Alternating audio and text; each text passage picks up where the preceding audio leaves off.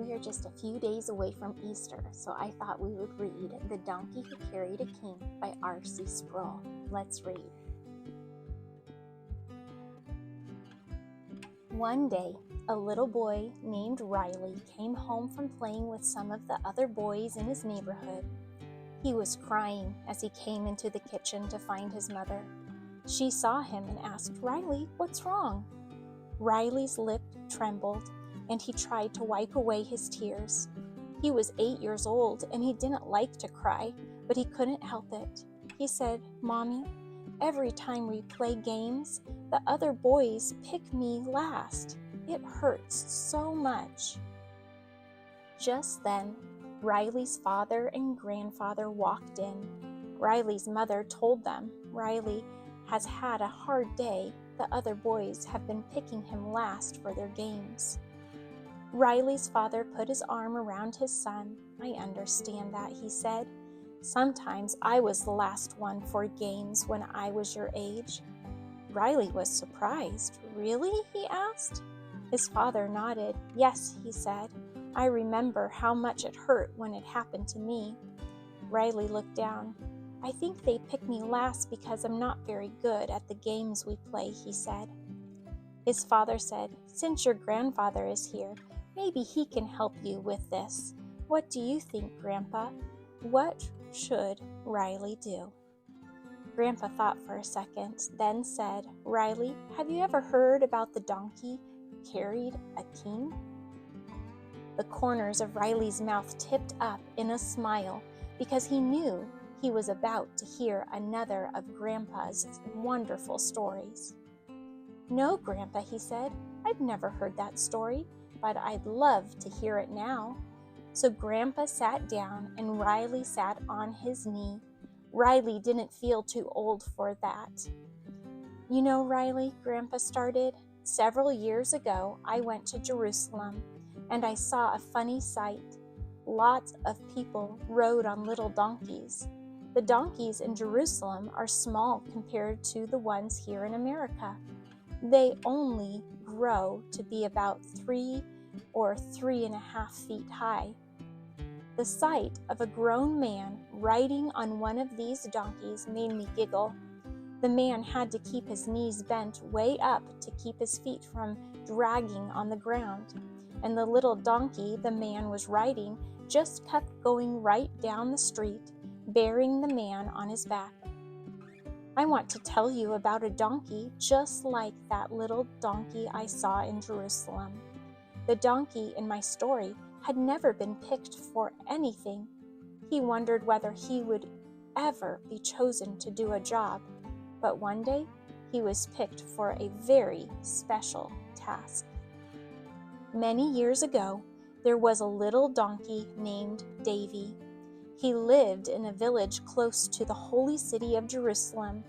He was too young to work, so he was kept in his pen. He had brothers and sisters, but none of them could play with him because they had jobs to do. Sometimes they carried sacks of olives for their master. Sometimes they worked for people in the community, and some of them even carried grown adults on their backs. Davey didn't have to carry anyone or anything. All he did every day was stand and wait, eat, and sleep. It was boring, and Davey was often unhappy because it seemed no one wanted him to do anything. The other donkeys who were kept in Davey's pen told stories about the famous donkeys of history. One had belonged to a man named Balaam. A wicked king asked Balaam to give a prophecy against God's people. As Balaam was riding the donkey to the place where the people of God were camped, an angel blocked the path. The donkey stopped, but Balaam couldn't see the angel, so he got very angry and hit the donkey. Then the Lord God gave the donkey the power to speak. The donkey asked, "What have I done to you that you have hit me?" Balaam said, "You are not treating me right." Then God let Balaam see the angel. The angel said, "What you are planning to do is wrong." When Balaam heard that, he decided not to prophesy against the people of God. The donkeys also told a story about old Barnabas, one of the older donkeys who lived with them. Years before, Barnabas had lived in the town of Nazareth. His owner was Joseph, a carpenter. Joseph and his wife Mary, who was about to have a baby, had to go to his hometown of Bethlehem. Mary rode on Barnabas' back. When they arrived in Bethlehem, it was time for Mary's baby to be born. All the inns were full, so they spent the night in a stable where animals were kept, where Mary had her baby. His name was Jesus. Shepherds came to the stable and worshipped the baby Jesus. They knew he was the Messiah who had come to save his people. Afterward, Barnabas carried Mary and the baby Jesus back to Nazareth. Davey liked to hear about the famous donkeys and the important things they had done. He wanted to do a big job too, but his master never picked him to do anything. But one day, all that changed. It happened one morning when Davey was feeling especially down because he had nothing to do and could only eat and sleep. Davey saw two strangers coming. They spoke quietly to his owner. Davey tried to hear their conversation. He couldn't make out all of the words, but he did hear one of them say, "Because the Lord has need of him." Davey wondered what they were talking about. Davey's owner came to the pen and opened the gate. He brought Davey out and led him to the two men. "Take this donkey," he said.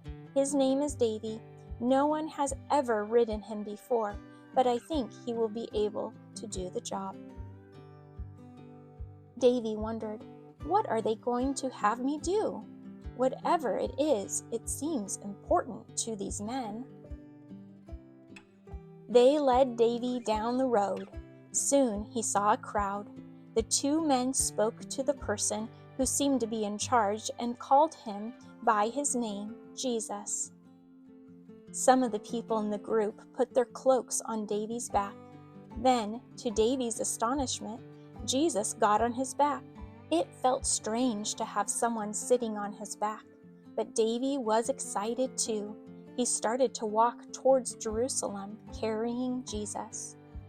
As they went down the road, a multitude of people came around and put their coats and palm branches on the ground in front of Davey and Jesus. They began to sing, shout, and wave palms in the air, saying, "Hosanna! Blessed is he who comes in the name of the Lord, even the King of Israel." Davey was amazed by what he was hearing. He thought, "A king is riding on my back? I can't believe that I have been chosen to carry a king." Davey made up his mind to carry the king to the best of his ability. He stepped carefully along the path of coats and palm branches, and he tried to carry Jesus smoothly. After Davey and Jesus came into Jerusalem, Jesus got down and patted Davey's back. Davey watched as he entered the temple. Davey felt very proud of himself. "I carried the king," he thought. "I must be a very special donkey." The next day, Davey's master decided he was ready for regular work. One of the servants put 2 sacks of olives on Davey's back and set out to deliver them. The sacks were heavy, and they scratched Davey's back. Once or twice he got so tired and miserable that he sat down in the road. But the master's servant tugged on the rope around Davey's neck and pulled him along. By the time Davey got home, he was very grumpy. Why did the master make me carry those olives? He grumbled to old Barnabas. "I carried the king. I shouldn't have to carry ordinary things." Barnabas frowned. "We are donkeys," he said. "It is our job to carry things, whatever the master decides to put on our backs. Every job is important, even carrying sacks of olives. and you should do your best to do it well."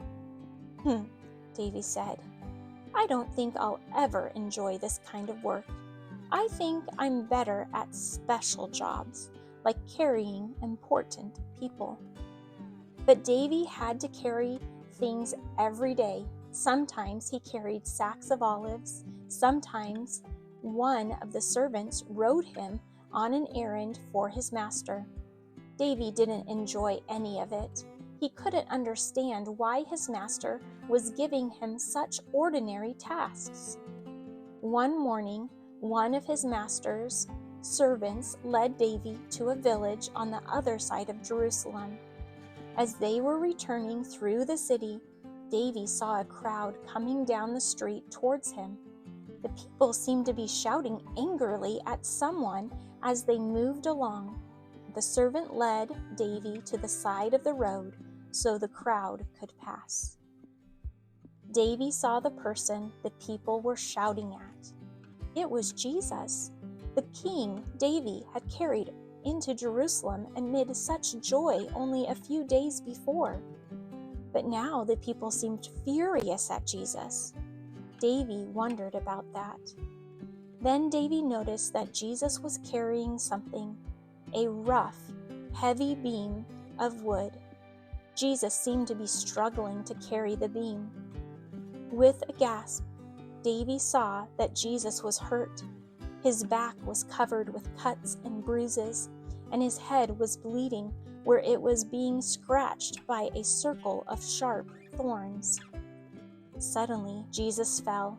He couldn't carry the beam any farther. Davey wished with all his heart that he could carry the beam for Jesus.